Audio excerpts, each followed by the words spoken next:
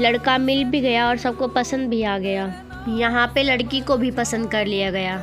लड़की कुछ नहीं कर पाई क्योंकि उसके हाथ में कुछ था ही नहीं, क्योंकि जिस लड़के के भरोसे वो अपनी मोहब्बत जिए जा रही थी वही उसके साथ नहीं था। उसी के कदम मजबूत नहीं थे क्योंकि वो अपनी माँ को नहीं मना पा रहा था, वो कोई कदम नहीं उठा पा रहा था। लड़की अपनी जगह चुप थी, मन ही मन में बहुत दुखी थी और ये चीज़ उसकी बड़ी बहन देख रही थी। फिर उसकी एंगेजमेंट की तारीख करीब आती है, हाथों में उसकी मेहंदी लगी होती है। वो रोती रहती है तो उसकी बहन देखकर कहती है कि क्या तू चाहती है उससे बात करे, उसे दावत दे। तो लड़की कहती है कि आपकी मर्जी, अगर आप चाहती हो तो उसे दावत दे दो। तो लड़की की बहन कॉल करती है, कॉल करके उस लड़के को बोलती है कि इसकी एंगेजमेंट होने वाली है 2 दिन बाद। लड़का ये सुन के कहता है कि क्या उसका रिश्ता हो गया है। तो लड़की की बहन कहती है कि हाँ। तो लड़का कहता है मुझे उससे बात करनी है दीदी, क्या आप मेरी उससे बात करवा सकते हो, प्लीज़ उससे बात करवाओ। लड़की की बड़ी बहन उसको फ़ोन देती है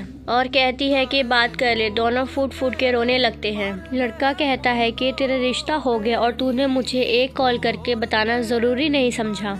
लड़की बोलती है कहाँ कॉल करूँ, मैं जितने ऐप यूज़ करती हूँ सारों पे तो तूने मुझे ब्लॉक कर रखा है। ना ही मैं व्हाट्सएप पे अनब्लॉक हूँ, ना ही मैं फेसबुक पे अनब्लॉक हूँ, ना ही मैं टेलीग्राम पे अनब्लॉक हूँ, ना ही मैं डायरेक्ट कॉल पे अनब्लॉक हूँ। मुझे कहीं पे तो तूने नहीं रखा, कहाँ कॉल करती, कहाँ मैसेज करती, फिर कैसे बताती तुझे। लड़का बहुत अफसोस करता है, कहता है कि मैं पूरी कोशिश करूँगा अपनी माँ को मनाने की, क्या तू रोक देगी एंगेजमेंट।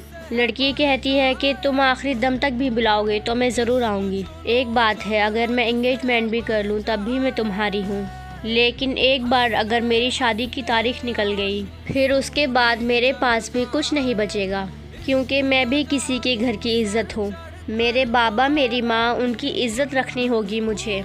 अगर उससे पहले तुम कहोगे तो ठीक है, अगर तारीख निकलने के बाद कहोगे तो मैं नहीं आ पाऊँगी। लड़का कहता है कि हाँ मैं पूरी कोशिश करूँगा अपनी माँ को मनाने की, अगर नहीं मानेंगी तो हम लोग भाग जाएंगे। लड़का फिर कोशिश करता है कि वो अपनी माँ को मना सके। बहुत बोलता है कि मैं उस लड़की से शादी नहीं कर सकता क्योंकि वो मेरी मर्ज़ी की नहीं है, जब मेरी लाइफ में कोई नहीं थी। आप लोगों ने मुझसे पूछा तो मैंने हामी भर दी थी, लेकिन अभी उससे मेरी रस्म तो नहीं हुई है, ना ही कोई पक्की बात हुई है, बस ऐसे ही आप लोगों ने बोल रखा है। प्लीज़ मेरी शादी उससे करवा दो जिसे मैं पसंद करता हूँ। उसकी माँ एक नहीं सुनती है, कहती है कि हमारे ख़ानदान में ये सब नहीं होता तो नहीं होगा, उस लड़की से तो नहीं करूँगी, अब उसका रिश्ता हो गया है कहीं पे, वो कर रही है शादी तो उसे कर लेने दे, क्यों उसके पीछे पड़ा है। लड़का कहता है मैं उससे बेइंतहा मोहब्बत करता हूँ, माँ प्लीज़ मेरी शादी उससे करवा दो। उन लोगों से बात करो, अगर उसकी एंगेजमेंट हो जाएगी तो फिर वो मेरी नहीं रहेगी। उसकी माँ एक नहीं सुनती और लड़का लड़की को कहता है कि चल हम भाग जाते हैं, और लड़की भी राज़ी हो जाती है। दिल के हाथों मजबूर जो थी, बेपनाह मोहब्बत जो करती थी, अपनी मोहब्बत को एक और मौका देना चाह रही थी, और उसी की मोहब्बत की दीवानगी में वो लड़के को हाँ कह देती है। जिस वक्त लड़का वहाँ से निकल रहा होता है उसकी माँ उसे देख लेती है और देख के पूछती है कि कहाँ जा रहे हो। लड़का बोल देता है कि मैं नहीं रह सकता उसके बगैर, और उसकी माँ उसे बहुत सारे वास्ते देती है और अपनी कसम देती है और कहती है कि अगर तुम जाओगे तो कसम से मैं मर जाऊंगी और मेरी मौत के जिम्मेदार तुम होंगे। अगर तुम ऐसे करके जाना चाहते हो तो तुम खुशी से भी जा सकते हो। लड़का मजबूर हो जाता है कि मैं अपनी माँ की जान नहीं ले सकता। अपनी मोहब्बत के लिए वो लड़का नहीं भागता वहाँ से, और लड़की पागलों की तरह उसका इंतज़ार करती रहती है कि शायद अब उसका कॉल आए, शायद वो अब कहे कि घर से निकलो, शायद वो कहे कि मैं यहाँ तक आ गया हूँ, लेकिन नहीं, ऐसा कुछ नहीं होता। लड़की दीवानों की तरह उसका इंतज़ार करती रहती है, लेकिन लड़का तो दिल के हाथों मजबूत हो गया था। लड़का अपनी माँ के खिलाफ नहीं जाना चाहता था और चाहता था कि लड़की भी किसी और की ना हो, जो कि हो नहीं सकता था। उसने लड़की को कॉल किया और सारी बात बताई तो लड़की ने कहा कि ठीक है, फिर शायद हमारे नसीब में मिलना नहीं लिखा है, क्योंकि मैं भी किसी के घर की इज़्ज़त हूँ, मुझे भी मेरे अम्मी अब्बू की इज़्ज़त का ख्याल रखना चाहिए। जब तुम तुम्हारी माँ के आगे नहीं जा सकते तो फिर मैं कैसे मना करूँ अपने अम्मी अब्बू को, और किस चीज़ की वजह से मैं रुकी रहूँ, जबकि तुम मुझे खुद भरोसा नहीं दिला रहे हो कि हम साथ होंगे कभी। मैंने तुमसे कहा था अगर तुम चाहो तो मैं एंगेजमेंट भी ख़त्म कर दूंगी, मैं नहीं करूँगी एंगेजमेंट, मैं नहीं करूँगी शादी। मुझे सिर्फ तुम चाहिए, तुम्हारा साथ चाहिए। लेकिन तुम तो आगे ही नहीं बढ़ रहे हो। लड़का कहता है कि मैं मजबूर हूँ। मैं क्या करूँ, मैं आखिरी दम तक उन्हें मनाऊंगा।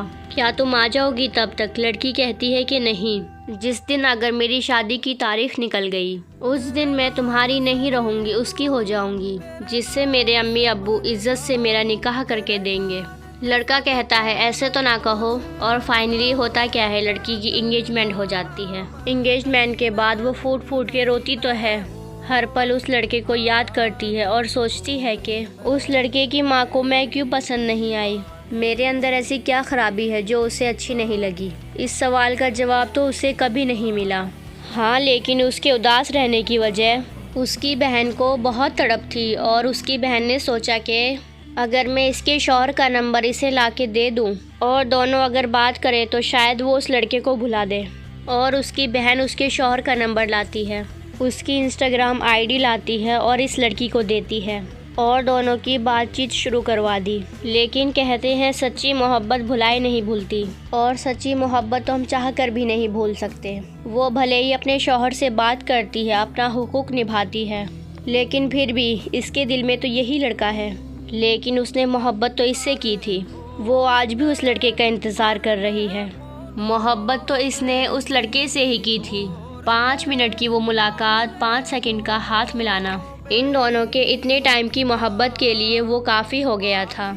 और सिर्फ इतने टाइम के लिए इतनी दीवानगी की तरह मोहब्बत करना आजकल मुमकिन नहीं है। तेरी दीवानी, हाँ वो लड़की उस लड़के की दीवानी थी, है और रहेगी। माँ बाप की दुआओं के सदके में उस लड़की को इतना चाहने वाला शौहर तो मिला है, उससे इतनी इज्जत से बात करता है, लेकिन फिर भी दिल में तो वही लड़का है। लेकिन मैं दुआ करती हूँ जिस भी लड़के से इस लड़की की शादी हो वो उसे ढेर सारा प्यार दे और उसे अच्छे से रखे। तो दोस्तों, आप सबको कैसी लगी ये कहानी मैं जानना चाहती हूँ। प्लीज़ कमेंट करके ज़रूर बताइएगा तेरी दीवानी कहानी आपको कैसी लगी। ऐसी मज़ीद स्टोरी सुनने के लिए महनाज़ वॉइस चैनल को सब्सक्राइब करना ना भूलें।